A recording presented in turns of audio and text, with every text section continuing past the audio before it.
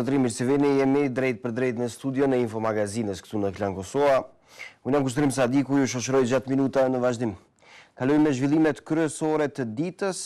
dhe të paralajmërojmë edhe intervistën e sotme në studio.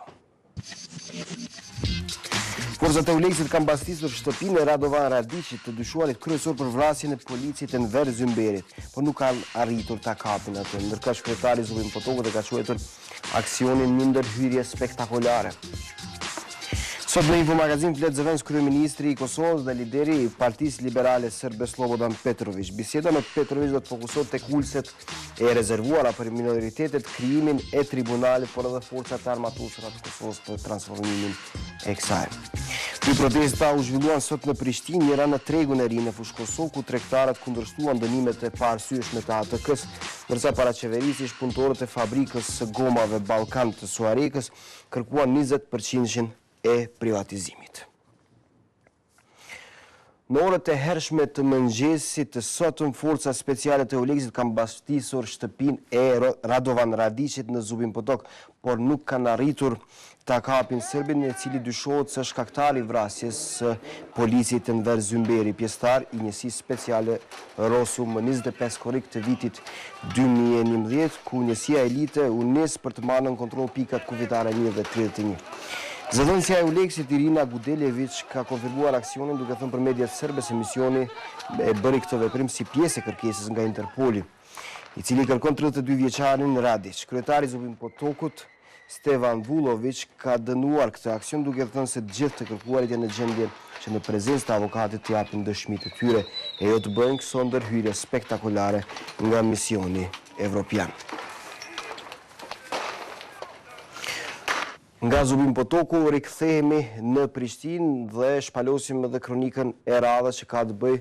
me zhvillimet që ngjan sot në kuvendin e Kosovës, ndonse u paralajmërua dhe mediatikisht se do të flitet ose një temë e ditës, një pikë e veçantë do të jetë transformimi i forcës së sigurisë së Kosovës në forcat armatosura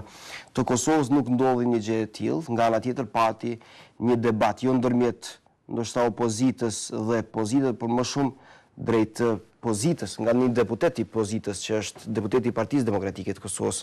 Bekim Haxhiu, në drejtim të ministrit të shëndetësisë Ferid Agani, ku pati akuza e kundër akuza. Pati edhe deklarime tjera të kryeministrit Thaçi dhe premtimet të tij, ndërkohë që pati edhe kundërshti nga deputet të lëvizjes vetvendosi. Filloi jetë Konjuhi në sjell kronikën.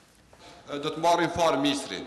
Debati në kuvendin nisën me akuza, por nuk ishin deputetët e opozitës ata që e nisën. Këtë e bëri një deputet i PDK-s kur konstatoi se ministri i shëndetësisë ka dështuar në punën e tij. Përkundër investimeve milionëshe në kardiokirurgji, ministri Agani nuk arriti apo nuk dëshiroi të funksionalizojë atë, edhe pse donatorët kishin lënë në dispozicion mbi 5 milion euro për materiale shpenzues dhe gjëra tjera për këtë dikaster. Për Aganin, këto fjalë janë fushat e parakoshme e deputetit Haxhiu. Atë që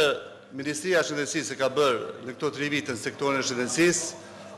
unë mund të them se kjo qeveri mund të krenohet. Duke vazhduar replikën, deputeti i PDK-s akuzoi Aganin se ka punësuar kolegët e tij. Madje diskursi i tij u ashpërsua. Nuk mund të vetëm një thonje me thotin kolegët nderuar ministër Agani, i cili thotë se për të trajtu një pacient me probleme psiqike duhet një neuropsiatër, ndërsa neuropsiatri ka nevojë për 2. A unë po them që Ferid Agani ka nevojë për 3. Edhe ministri u përkujdes t'ia kthej një akuzë Haxhiut. Ndoshta është mirë me na shpjegu kur ka pa mua me maketën në qendrës 3 klinikë universitare, kur e pas ta prezantuat maketë, ajo është inekzistente. Akuzave ju bashkangjet edhe Ismet Beqiri. Adresa e tij është qeveria. Tash fundi, duke e pasur se kësaj qeverie, po i vije fundi, dhe me qëllim që të vendosen militant në pozita kyçe, kjo qeveri ka iniciuar procesin e zgjedhjes së drejtorit ekzekutiv të Agjencionit Qendror të Prokurimit, përmes konkursit. Debatit ju bashkangjet edhe kryeministri Hashim Thaçi, ndonse nuk replikoi me shefin e grupit parlamentar të LDK-s. Ai u ndal tek premtimet në fushën e bujqësisë. Jemi zotuar që të ndajmë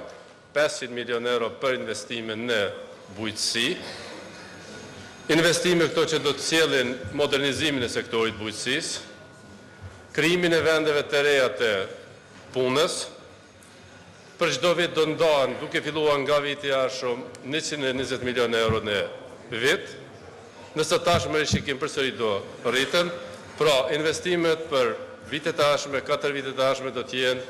500 milion euro. Vetëvendosja nuk u bën nga fjalët e Thaqit. Nëse ka qenë i planifikuar buxheti për vitin 2014 e janë paraparë dhe mjetet për vitin 2015 dhe 2016, nuk janë 125 milion, po janë thjesht ma pak se 29 milion dhe ma të shumë se 28 milion për 2015. Për vitin 2016 janë 29 milion sa e keni parapan. Po si do qoftë kej bjen që ne mujmë me fillu me tu tek për vitit tashëm, do i tash s'kemi jetu. Kryeministri zgjodhi që përgjigjen ta jap nëpërmjet një varësi të tij. Tani më kanë filluar konsultimet e detalizuara me të gjitha organizatat buxhetore. Në bazë të ligjeve pozitive në Republikën e Kosovës, kashi do të prezantohet deri në fund të këtij muaji, pra deri me 30 prill ne kemi ftuar të gjitha organizatat buxhetore dhe unë do t'ju them që vendimet të cilat janë marrë do të reflektohen në buxhet dhe për vitin e ardhshëm minimum do të jenë 100 milion euro për bujqësi, duke përfshi edhe buxhetin, por edhe mjetet të cilat janë të paraprame nga donacione dhe nga fondi. Ndonë është raportuar se të enjtën mund të jetë temë debati transformimi i forcës së sigurisë së Kosovës në forcat e armatosura të Kosovës, kjo temë nuk është futur në rend të ditës në kuvend.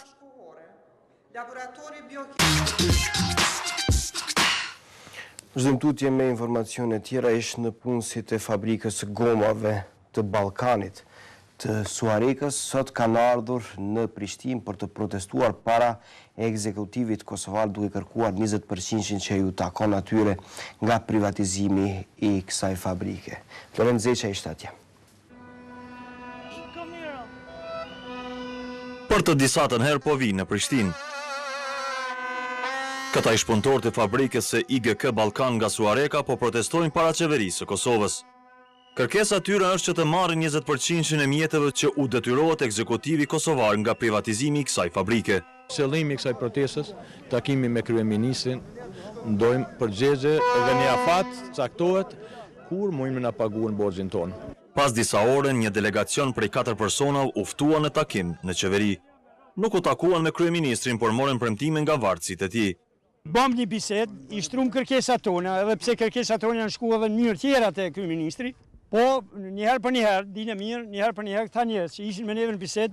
mbrenda orës do ta informojnë kryeministrin për kërkesat tona dhe problemet tona. Sipas punëtorëve, nëse nuk realizohen kërkesat e tyre, atëherë në shenjë proteste shumë shpejt do të ngrihet një shator para qeverisë së Kosovës.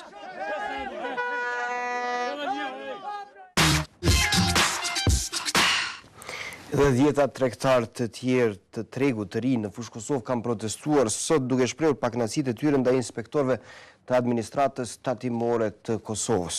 Tregtarët po i akuzojnë këta të fundit se po u bëjnë presion tregtarëve duke u shqiptuar dënime të paarsyeshme. Protestuesit thanë se bizneset e tyre kanë arka fiskale dhe se nuk janë duke bërë veprimtari të jashtëligjshme.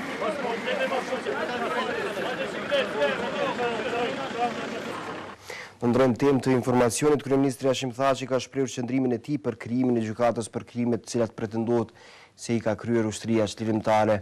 e Kosovës. Ai në një intervistë për Kohën Ditore ka thënë se është vetëm një opsion që të bashkëpunohet ngushtë me SBA-n, Bashkimin Evropian dhe të formohet kjo gjykatë speciale, e cila do të jetë në jurisdiksionin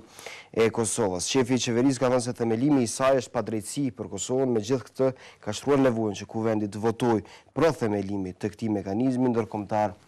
të drejtësisë. Në raportin e martit që inkriminon UÇK-n është përmendur edhe vetë Thaçi. Por të tërë raportin kryeministri ka quajtur spekulativ. Ai ka thënë se beson jetësisht që UÇK-ja ka bërë luftë të pastër e të drejtë. Themelimin e gjykatës speciale, kryeministri ka arsyetuar me nevojën për ta pastruar Kosovën nga pretendimet që përmend raporti. Edhe nënkryetaria e Lidhjes Demokratike të Kosovës dhe njëkohësisht deputetja e kësaj partie, Teuta Saçia, konsideron se krijimi i gjykatës speciale do të jetë e rëndësishme për pastrimin e emrit dhe dinjitetin e ushtrisë çlirimtare të Kosovës. Ajo për zërin e Amerikës foli edhe për çështjen e vendeve të rezervuara në kuvendin e Kosovës, që partia ku ajo është nënkryetare, LDK-ja e ka kundërshtuar. Serbët tha ajo mund të integrohen në jetën e Kosovës dhe pa pasur vende të rezervuara. Madje kjo në një farë mënyre do t'i izolonte atë, ka thënë kështu zonja Saçi, janë nënkryetare e Lidhjes Demokratike të Kosovës. Dhe kthehemi edhe njerë tribunalit me këtë çështje u mor edhe sot edhe Samuel Zhbogar, shefi i zyrës së Bashkimit Evropian në Kosovë dhe përfaqësuesi special i BE-s këtu. Në një editorial dërguar mediave kosovare, ka sqaruar se kjo gjykatë nuk është për përndjekjen e Kosovës apo ushtrisë lirimtare të Kosovës. Sipas tij, proceset gjyqësore nuk do të ndryshojnë faktet historike. Diskriminimin e shqiptarëve të Kosovës në ish Jugosllavi, përndjekjen dhe largimin e tyre nga vendet e punës, nga shkollat si dhe nga shtëpitë e tyre. Zhbogar ka shtuar se gjykata do të ekzistojë për të vendosur rreth individëve të caktuar që mund të kenë kryer ose jo krime të rënda. Interesi i Kosovës duhet të jetë para interesave të kriminalëve të mundshëm. Ai po ashtu ka shtuar se është në dieni, se është i vetëdijshëm se me një gjykatë të tillë shumë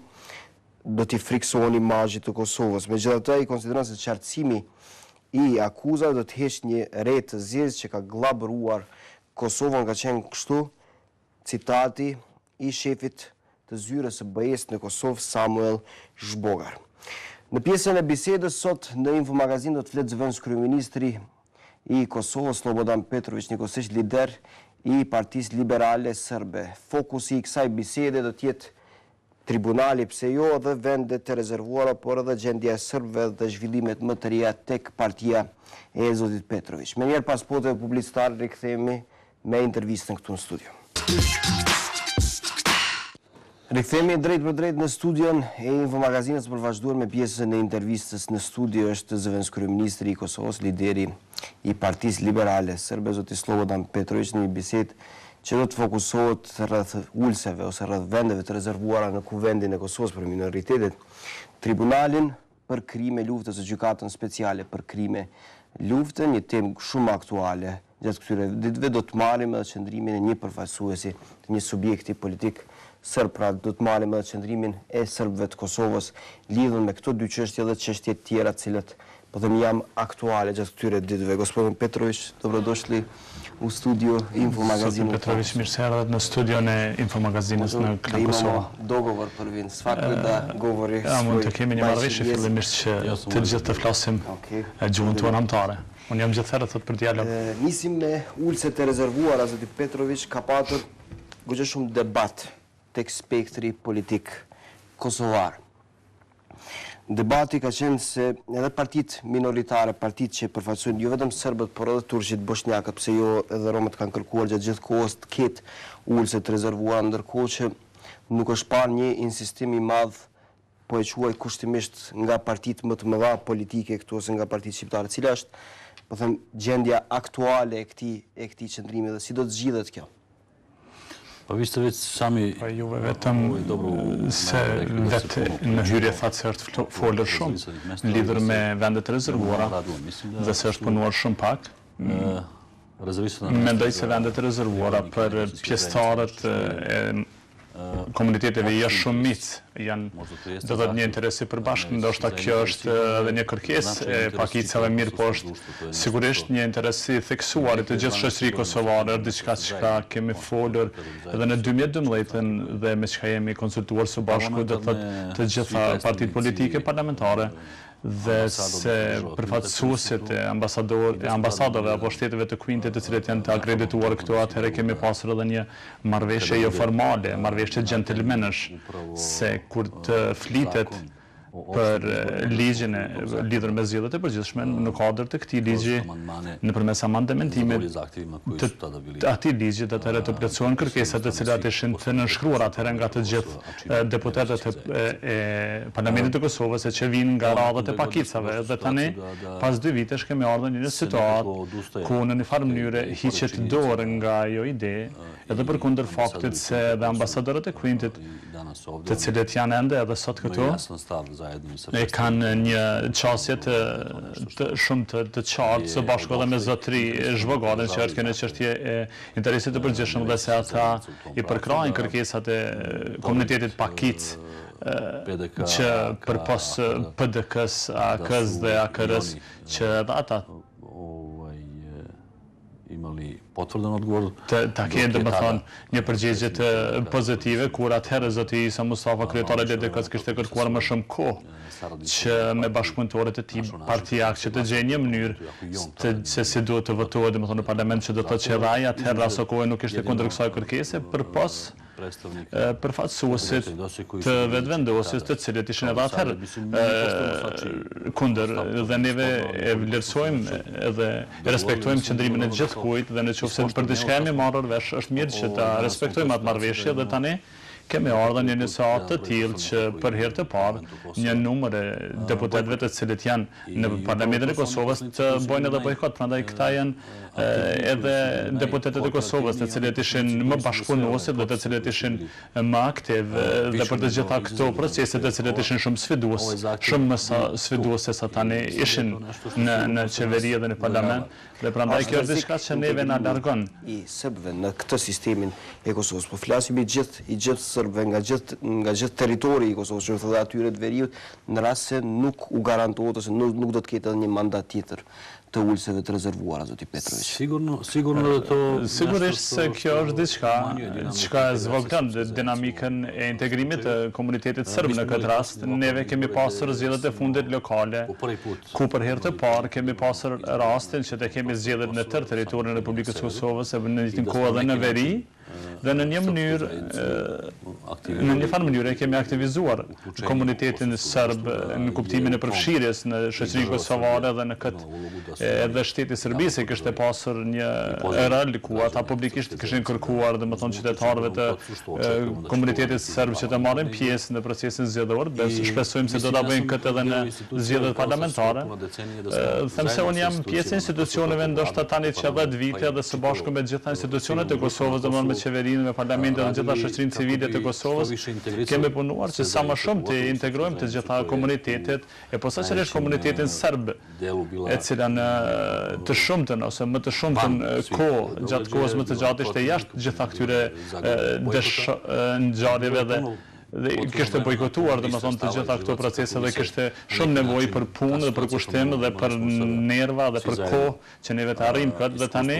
e kemi një përvojë që të gjithë së bashku e kemi filluar dialogun në mes të Beogradit dhe Prishtinës, dhe që është diçka thjesht që është ngjarja më e madhe në ndoshta disa vitet e fundit, për të mos thënë në disa decenjet e fundit, dhe kjo ka rezultuar me një marrëveshje të Brukselit, i cili është një ngjarje që vetvetiu është një ngjarje shumë e rëndësishme, jo vetëm për njerëzit që jetojnë në Kosovë, mirë, por për të regionin, dhe mendoj se kjo është një moment ku neve të gjithë së bashku është dashur që të marrim një pjesë të përgjegjësive dhe pjesën më të madhe të procesit të dialogut dhe të marrëveshjes së Brukselit, domethënë ishte i drejtuar nga integrimi i komunitetit serb në institucione, dhe tani neve kemi arritur në një situatë ku nuk di se si të shprehem, kemi në situatë të çuditshme ku neve dëshirojmë që të kemi një integrim të bashkësisë ose të komunitetit serb, dhe në anën tjetër i japim sinjalet e caktuara se neve në fakt nuk i dëshirojmë ata me këtë mos pranim. Sipas juve, zoti Petrović, po dëshiron që të mos integroj serbët. A janë subjektet politike ose a ka adresë ata? Unë mendoj se para së gjithash neve së bashku kemi një përvojë të madhe që shumë vite më parë dhe në decenje pas kemi pasur një jetë shumë të keqe, dhe kur neve dikush ka manipuluar me jetat tona, dhe tani është një fakt se kemi përpara zgjedhjet parlamentare dhe partitë të caktuara politike dëshirojnë që të krijojnë vetë një pozicion të caktuar dhe thjesht që të përgatisin retorikën e caktuar në mënyrë që të marrin ndonjë pikë ose penë më shumë në këtë interes të ngushtë politik. Mirë, po jam plotësisht i sigurt se është interesi i përgjithshëm i cili është më kryesor dhe më i rëndësishëm. Në adresë të lidhjes demokratike të Kosovës se po ndërhyj në përgjigjen tuaj. A janë këto kritika drejtuar lidhjes demokratike, LDK-s shembull, që nuk... Edhe njëherë kësha pasur dëshirë të jem shumë i qartë dhe nuk dëshiroj që asnjë partije politike të krijoj politikë dhe mendoj se edhe në këtë parti politike ka njerëz të mençur dhe cilët ja dojnë të mirën që të shoqërisë kosovare dhe se neve të gjithë jemi në parti politike ku kemi edhe obligime ndaj organeve tona partijake, mirë po jam plotësisht i sigurt se të gjithë ata të cilët ngadalsojnë dinamikën e integrimeve të gjithë qytetarëve të Kosovës në të gjitha proceset është apo janë diçka të cilët janë kundërshtar, domethënë edhe vetë shoqërisë kosovare. Prandaj nuk kisha dashur që të gjej një fjalë më të rëndë, mirë po sigurisht pranimi i kërkesave të kësaj natyre është diçka që është në interes të përgjithshëm. Neve plotësisht jemi të vëmendshëm për faktin se kjo kërkesë do të ishte shumë e rëndësishme jashtë Kosovës sesa në Kosovë dhe në mënyrë që brenda atij rrugtimit ton drejt integrimeve evropiane, domethënë që tash përshpejtojmë këtë dinamikë të përfshirjes në mënyrë që në atë mënyrë të vijmë shumë më shpejt deri tek liberalizimi i vizave dhe drejt atyre qëllimeve nga të gjithë jemi të drejtuar. Nuk e di, mirë po kjo është edhe një tregues se i kemi ardhur në një situatë ku një numër i caktuar i qytetarëve të Kosovës dëshiron që me prezencën e tyre apo me numrin e tyre që të japin rëndësi dhe që të forcojnë institucionet e Kosovës, thjesht këta njerëz dëshirojnë të jenë pjesë e institucioneve dhe dëshirojnë që përmes këtyre institucioneve në një farë mënyrë të luftojnë për interesat e jetës të tyre më të mirë. Sepse për ulëset të rezervuara janë rezervuar në fakt 2 mandate. A prish punë të ndryshohet kushtetuta e Kosovës karshi kësaj çështje po flasim, karshi ulse të rezervuara. Sepse shqetësimi i partive politike është që të mos ndërhyjmë në kushtetutën e Kosovës dhe mos ta ndryshojmë atë. Të jem i sinqert, unë mendoj se thjesht ajo nuk do të duhet të kishte çfarëdo barriere ose ndonjë pengesë në ndonjë afate të caktuara, do të jetë 2 mandate ose 3 mandate, mirë po vetvetiu do duhet të varej nga vetë situata e përgjithshme në Kosovë. Dhe nëse neve vetë kufizohemi domethënë me 1 mandat ose me 2 mandate, neve vim vetë në këtë situatë dhe mendoj se më herët ishte shumë më lehtë që të zgjidhen këto çështje sesa që janë tani, e posaçërisht në dritën e të gjitha këtyre temave të tjera të cilat sot i kemi prezente këtu dhe tema apo pyetja e vendeve të rezervuara është diçka që ngarkon edhe më shumë grupacionet e caktuar politik të cilët janë kundër këtyre. Mirë po edhe një herë dëshiroj që të theksoj dhe të përcjell porosin qytetarëve tonë që kërkesa e cila është drejtuar nga ana e komuniteteve jo shumicë që është drejtuar të gjithë qytetarëve të Kosovës dhe nuk ka nevojë që asnjë qytetar i Kosovës nuk duhet të ketë frikë nga kjo lëvizje dhe them se disa parti politike keq përdorin situatën dhe dëshirojnë që nëpërmes kësaj mënyre që të përfitojnë ndonjë plan të lirë politik dhe të theksojnë ndonjë përkushtim më të madh ndaj Kosovës dhe edhe mendoj që nuk ka asnjë arsye të vetme se dikush duhet të friksohet nga kjo dhe edhe pse ndihem shumë keq kur për një temë të caktuar si kjo të flas ose që të arsyetoj se cilat janë interesat e përbashkëta për këtë. Dhe mendoj që kjo vërtetimi të gjithë kësaj është edhe domethënë angazhimi im edhe i partisë të cilën unë dhe që juve jeni dëshmitar që neve kemi pasur tema shumë më sfiduese të cilat është dashur që të jenë prezente. A ka një sistem ndërkombëtar zoti Petroviq, a ka një sistem po themi në mbështetje nga Bashkimi Evropian ose nga Shtetet e Bashkuara të Amerikës për këtë kërkesë? A duket se edhe ata kanë hequr dorë nga kërkesa e vendeve të rezervuara? Jo. Këto janë domethënë çështje plotësisht të njohura dhe tërë shoqëria dhe publiku është i njoftuar edhe nëpërmes mediave dhe thjesht ambasadorët para së gjithashtu të shteteve të Kuvendit shumë qartë kanë paraqitur qëndrimin e tyre dhe tani vizita e fundit e zotit Jonathan Moorit shumë qartë është paraqitur qëndrimi i State Departamentit të shtetit që vendet e rezervuara ose kërkesat të cilën e kishin bërë pakicat është diçka që përkrahet nga Shtetet e Bashkuara të Amerikës dhe posaçërisht Diçka për çka unë jam shumë falenderues është se edhe vizita e fundit e zotëri Ilir Metajt, kryetarit të Parlamentit të Shqipërisë në mbledhjen zyrtare, kishin dhënë përkraje kërkesave tonë dhe mendoj që kjo është diçka që është shumë logjike dhe mendoj se ka këtu shumë çështje të cilat i lehtësojnë domethënë. Unë mendoj që në rënd të parë, kjo është fillimisht një kampanjë parazgjedhore dhe është një mënyrë inatosis tonë, kur them edhe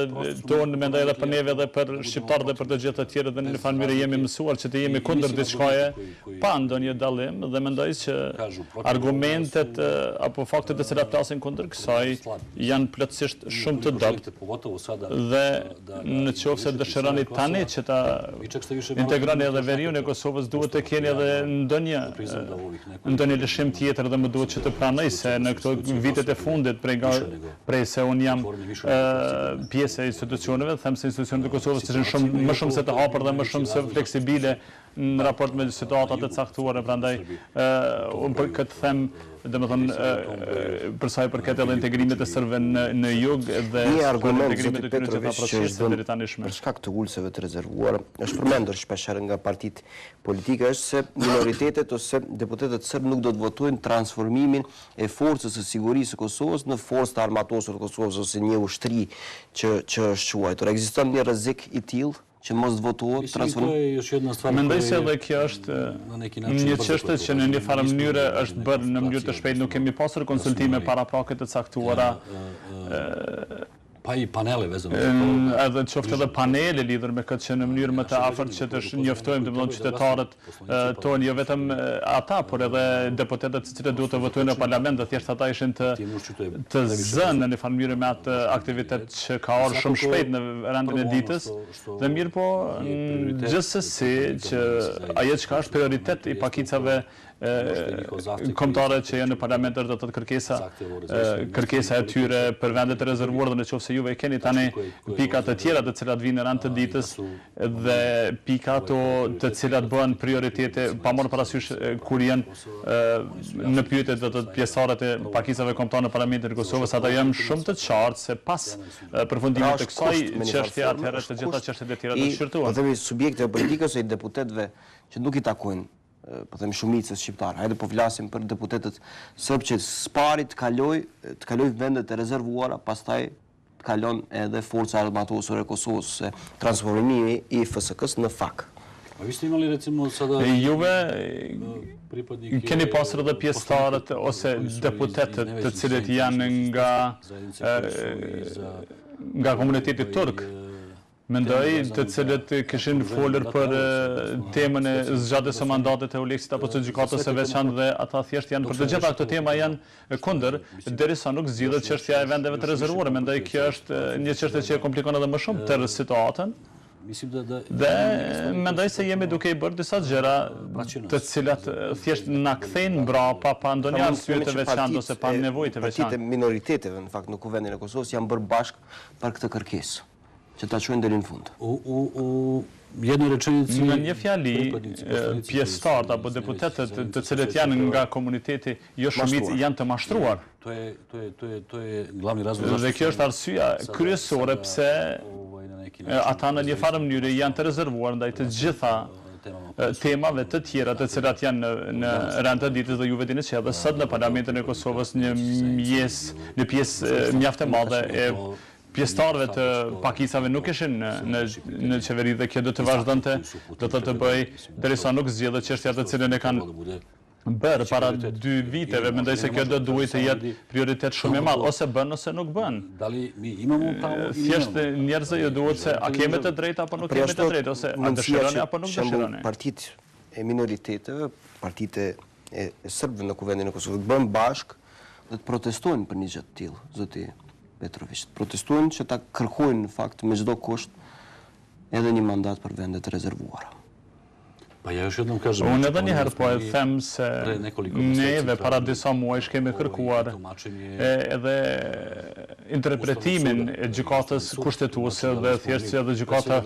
kushtetuese që ta interpretoj se a kanë kaluar këto 2 mandata apo jo dhe edhe atë përgjigje ende nuk e kemi marrë, thjesht nuk keni të drejtë të vazhdoni tyti, ajo do të ishte një përgjigje ose në qoftë se kemi drejtë, atëherë të dimë se si të orientojmë më tej. Thjesht që për këtë të mos humbim shumë kohë, duhet të jetë një situatë e qartë, një qëndrim që është shumë i qartë, ku i kemi më shumë se 20 deputetë të cilët janë në parlament dhe që kanë një situatë që bazuar në këtë premtim i kanë bërë edhe disa çështje të tjera të cilët janë të interesit të përgjithshëm dhe thjesht ka ardhur koha që kërkojnë përgjigjen e tyre. Shumë aktuale, zoti Petroviq, ku ka patur shumë reagime jo edhe nga spektri politik vendor, por edhe nga spektri ndërkombëtar, që nga zoti Zbogar ose nga Shtetet e Bashkuara të Amerikës nëpërmjet ambasadorës Tracy Ann Jacobson, është krijimi i një tribunali për krime luftet supozuara kundër ushtrisë qytetare të Kosovës, së duke hetuar pra ata që kanë mundur të kryen krime gjatë vitit 1999-2000. Cili është qëndrimi juaj për këtë gjykatë speciale ose këtë tribunal, zoti Petroviq? Nuk e di se çka do të mund të shtoja këtu e çka nuk ishte e njohur për publikun e gjerë. Është me rëndësi qëndrimi i serbëve në qeverinë e Kosovës karshi kësaj çështje. Dhe këtu kemi një situatë shumë të qartë, kjo është diçka çka sipas të gjitha gjasave është një çështje që do të formohet pavarësisht prej faktit se a do të kemi mundësi që neve si institucione ose në këtë rast si parlament që të paraqesem apo të tregojmë fuqinë tonë dhe të votojmë për këtë, apo ose kjo votë do të kërkohet në ndonjë vend tjetër, siç edhe e kemi marrë si paralemrim se kjo do të bëhet në Këshillin e Sigurimit. Thjesht tani nuk ekziston dilema se a do të ketë apo nuk do të ketë formim, mirë po tani shtrohet pyetja se vetëm në cilën mënyrë do të formohet dhe jam shumë i vetëdijshëm për faktin dhe për realitetin, sepse unë jetoj këtu dhe di që kjo është mjaft sfiduese, mirë po fakt në situata të tilla paraqiten apo njihen liderët vizionarët ose ata të cilët duhet të shohin më larg se sa qytetarët e thjeshtë të them. Ajo çka mund të them është dhe shumë sinqerisht se jam edhe shumë i vetëdijshëm që një numër më i madh të qytetarëve të cilët jetojnë në Kosovë i japim përkrahje që të gjitha krimet ose të gjithë kriminaliteti do të procesuohen dhe thjesht të gjinden ata që kanë kryer krime, sepse të gjithë ata kanë emër dhe mbiemër. Dhe mendoj se një popull nuk mund të jetë peng i një ose dy personave ose më shumë, prandaj mendoj që në këtë kontekst thuajse shumica e partive politike janë shumë të qarta për këtë dhe kjo është një parim i përgjithshëm në botë. Dhe juve dini se neve si parti politike i kemi pasur shumë çështje të cilët na e kanë vështirësuar punën tonë dhe jetën tonë politike. Aq më shumë kemi pasur edhe një humbje jete të një asambleiste apo këshilltare në veri të Mitrovicës dhe edhe deri më sot nuk është gjendur ende kryesja e asaj vepre, prandaj mendoj që këto janë gjëra të cilat e vështirësojnë çdo lloj të integrimit dhe është shumë më rëndësishme që neve si shoqëri të gjejmë mënyrën dhe momentin se si të ballafaqohemi me ata të cilët bëjnë vepra të tilla. Në fakt, është në të mirë të Kosovës që të hetohen ka patur krime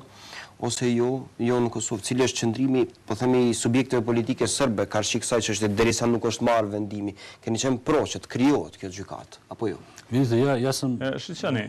uzeo Unë para së gjithësh, unë i jam fut kësaj jete politike që të merrem me këtë punë. Fillimisht që të ndihmoj një numër sa më të madh të njerëzve që të kenë një jetë më të mirë dhe më cilësore. Dhe prandaj unë mendoj që unë nuk mund të flas thjesht një tregim të cilin kanë dëshirë shumica që ta dëgjojnë, nuk mund të gënjej dhe them se thjesht unë e kam zgjedhur rrugën më të vështirë, mirë po isha shumë i përgatitur dhe unë besoj se ju mund të paramendoni se për çka kam kaluar unë me njerëz dhe mi nga partia në këto 10 vitet e fundit duke u marrur me politik ose duke avokuar politikën të cilën e artikulojmë tani e cila fillimisht është e orientuar nga jeta e përbashkët, nga integrimit euroatlantike dhe që është e orientuar kundër kriminalitetit dhe kundër... Thoni që secili krim duhet të ndëshkohet, ose duhet të hetohet, secili krim i mundshëm i kryer, eventualisht që është bërë në Kosovë. Još jednom kažem da sam... Edhe një herë them se gjatë tërë këtyre viteve kisha mundësi që të jap përkrahje të gjithë atyre të cilët e kanë mandatin për të zgjedhur këtë lloj ose natyrë të problemeve dhe që të merren me drejtësi. Prandaj është shumë me rëndësi që në këtë pjesë të kemi rezultate. Juve jeni e dini se neve si shoqëri jemi shumë të rinj dhe nuk jemi mjaft të fortë që të ballafaqohemi me të gjitha këto dukuri. Posaçërisht fakti se nëse Shtetet e Bashkuara të Amerikës dhe Bashkësia Evropiane e kanë një qëndrim domethënë të prerë dhe shumë të qartë, atëherë unë mendoj se këto çështje janë shumë të qarta dhe mendoj se çdo koment i natyrës tjetër do të jetë tepër. Mendoj Petroviq që mund t'i nxehë edhe një herë raportet shqiptaro-serbe, krimi i një tribunali ose një gjykate speciale për krimet e luftës, duke ditur që opinioni publik, po them 95% opinioni publik shqiptar ka qenë që mos krijohet një tribunal i krimeve të luftës. A mendoni që mund të prishen raportet shqiptaro-serbe në Kosovë, ka qenë një zhvillim i tillë sepse qëndrimi po them një shumicë ka qenë se po gjykohet ushtria shtetimtare e Kosovës si organizëm, edhe po gjykohet Kosova, nuk po gjykohen individët, diçka që është thënë për shembull nga përfaqësuesit e Bashkimit Evropian. Edhe një herë po e them se nuk do të doja që në asnjë mënyrë ta zvogloj rëndësinë të gjitha atyre proceseve të cilët e mundsojnë një jetë më të mirë dhe më cilësore të qytetarëve tanë dhe sigurisht që ideja për formimin e një gjykate të tillë nuk ka ardhur nga partia të cilën unë udhëheq apo nga ndonjë komunitet i caktuar dhe kjo është një çështje shumë më serioze dhe nëse neve do të komentonim një aktivitet të tillë në këtë mënyrë, atëherë mendoj se do të vinim në një pozitë jo të barabartë dhe ajo çka është porosia ime është se me aktivitetet e mia dhe me punën time që të luftoj që t'ua mundsoj shumë më mirë dhe shumë më cilësore dhe organeve të cilat merren me këtë punë që të kenë kushte më të mira dhe që të kenë domethënë cilësi më të madhe të punës në mënyrë që drejtësia të vjen në padë dhe jam sigurisht shumë i sigurt që numri më i madh i qytetarëve që jetojnë në Kosovë, pavarësisht prej emrit dhe mbiemrit të tyre, janë ata të cilët janë të sinqert, ata të cilët janë të pastër, ata të cilët kanë punuar dhe ndoshta që janë edhe dëm kolateralit të gjitha këtyre zhvillimeve që kanë ndodhur në vitet e fundit. Tribunali ose kësaj gjykate speciale për krimet e luftës është thënë që është një raport i hartuar nga Dick Martin në fakt. Nuk është dhënë ose nuk janë dhënë sqarime zyrtare se për çfarë do të bëhet fjalë, mbase ka pasur vetëm deklarime nga përfaqësuesit ndërkombëtar. Për çfarë mendoni ju zoti Petroviq për raportin e Dick Martit? A mendoni se këtu ka patur në Kosovë janë kryer trafikime organesh? Mirë, unë edhe njëherë kisha pasur dëshirë që të theksoj se unë nuk jam ekspert për këtë fushë të caktuar, mirë po, ajo që mund të them e që kisha thënë për gjithkën do të thoja se gjithkush është i pafajshëm derisa nuk dëshmohet e kundërta dhe se kjo është shumë e rëndësishme nëse do të vazhdoni. Atëherë nëse do shkon në tjetër mënyrë do të ishte një kaos i përgjithshëm dhe juve dini se numri më i madh i njerëzve të cilët ishin vrarë në atë raport janë ata të cilët ishin potencuar dhe më kishin kërkuar që sa më shpejt që të bëhet edhe vetë kryeministri i Kosovës ka thënë që sa më shpejt që të jetë mundur që të hetohen pretendimet apo pohimet e Dick Martit që do të thotë që jap disa nga përgjigjet në këtë akuzë. Nuk kisha pasur dëshirë që të flas në asnjë mënyrë për diçka për çka kam pak informacione mirë, po ajo çka është e qartë se gjithkush është pozicioni i partisë tuaj politike. I pastër derisa nuk dëshmohet fajësia. Po e ndrojmë tashmë temën për të folur për diçka tjetër, i SLS-it. Në çfarë gjendje është SLS-i aktualisht, kur e dim se zoti Rashić u ndan në një subjekt tjetër politik, ka patur shumë deputet që kanë ikur nga subjekti juaj politik. Cila është gjendja dhe si do të shkoni në garën zgjedhore, kur do që të zhvillohen ato qoftë qershor, qoftë në shtator? Fillimisht neve kemi kaluar një proces në të cilin e ka kaluar secila parti politike, kjo quhet domethënë edhe pagnatësi edhe në brenda partive politike. Neve jemi që 10 vite parti politike dhe që e kemi pasur një politikë ose në qoftë se mund të themi kishim pasur edhe një bashkim lidhur me këtë dhe një numër i caktuar njerëzve kishin vlerësuar se politika të cilën neve e avokojmë është e dëmshme dhe se ata mendojnë dhe dinë më mirë dhe se ata kanë një uri të tjera, prandaj ata vetë janë shkëputur edhe vetë zoti Rashiqi të cilën juve përmendet dhe edhe 3 ose 4 persona të tjerë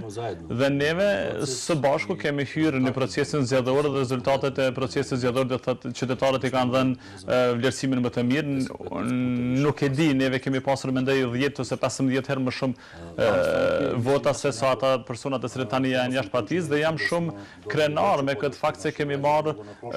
përkrahje më të madhe të qytetarëve tonë se sa në zgjedhjet e kaluara që thjesht tregon për cilësinë e njerëzve të cilët janë në SLS dhe për ata të cilët nuk janë në SLS dhe përkundër këtij fakti u dëshiroj të gjithë atyre të cilët e kanë parë se mund të shkojnë në atë rrugë, ju dëshiroj shumë fat dhe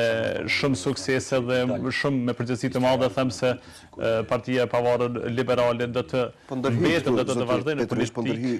Dhe vetëm edhe që ta përfundoj se dhe deputetët të cilët janë në Parlamentin e Kosovës, juve dini se në kuadër të pakicës kombëtare i kemi 13 deputet dhe 8 nga ta janë nga Partia e Pavarur Liberale edhe vetë grupi parlamentar do të thotë është udhëheqësi i SLS-it dhe edhe zoti Rashiqi ka pasur një klub të deputetëve në një mënyrë dhe kanë tentuar që në atë mënyrë të bëjnë diçka mirë, por veç siç po shihet se veç ka tani edhe disa muaj që ai klub nuk ekziston ose grup deputetësh. Bisedës zoti Petroviq, vakurimi tek subjekti politik është thënë që do të hyni në nombrellën e asaj që është quajtur lista srpska në këtë zgjedhje parlamentare. Qëndron një gjë e tillë? Ju do të futeni si koalicion me listën srpska, SLS-ja? Pa, lista srpska e bila... Lista srpska ishte, ose iniciativës qytetare srpska ishte antare në zgjedhjet lokale, ose pjesëmarrëse. Mendoj që kjo është mjaft mirë e ditur dhe ajo çka është diçka e pasqartë pas përfundimit të zgjedhjeve parlamentare në Serbi, tani struktura është e re atje dhe sigurisht do të ketë do të ketë domethënë edhe ndarje të reja edhe në vetë qeveri dhe vetë ai fakt tregon mjaft se ajo lista srpska nuk do të ketë rëndësinë që i kishte edhe nuk do të ishte në atë formë. Ajo se si do të ishte do të bëhet në periudhën e ardhshme nuk varet prej neve, mirë po varet prej partive politike udhëheqëse që janë në Serbi, mirë po neve jemi të gatshëm që të marrim përsipër pjesën e përgjegjësisë, siç edhe kemi bërë deri më tani neve para 8 ose 9 vitesh e kemi avokuar këto të cilat tani veç i ka parë shteti Serbisë se duhet që të përfshihemi në institucione dhe se nëpërmes institucioneve dhe në mënyrë demokratike që të luftojmë për mbrojtjen e të drejtave të qytetarëve dhe të komunitetit serb dhe qytetarëve tjerë në Kosovë, të punojmë në integrimet euroatlantike dhe të punojmë në projektin apo projektet të cilat janë të përbashkëta për jetën e përbashkët. Thjesht kjo nuk është demagogji, është jetë. Regjia më bën me dije se jemi krejt fund. Ai kontribon Aleksandar Vučić, njeriu i cili duhet të jetë kryeministër i ri, kësaj perspektive që ju e thoni. Ono što dajete... Ajo që jep një fije të shpresës është se zoti Aleksandar Vučić, i cili sipas të gjitha gjasave do të jetë kryeministri i qeverisë Serbisë, është në një farë mënyre ka ardhur në një politikë të cilën Partia Liberale Serbe e avokon për shumë vite dhe neve kemi dhënë përkrahje për atë politikë dhe neve do të përkrahojmë të gjithë atyre të cilat e ndryshojnë politikën drejt Kosovës, që është politikë ka jeta edhe jo politikë të rrjetuar ka e kaluara apo disa gjërave të cilat na tërheqin prapa në të kaluarën. Për të sqaruar këto gjëra. Faleminderit juve. Faleminderit edhe juve që na ndoqët deri në këtë moment. Ishim në një intervistë me zëvendës kryeministrin dhe liderin e Partisë Liberale Serbe, zotin Sllobodan Petroviq, ku folëm për 3 pika kryesore, për tribunalin, për vendet e rezervuar, po pse jo, dhe për subjektin e tij politik. Mirëmbëngjes.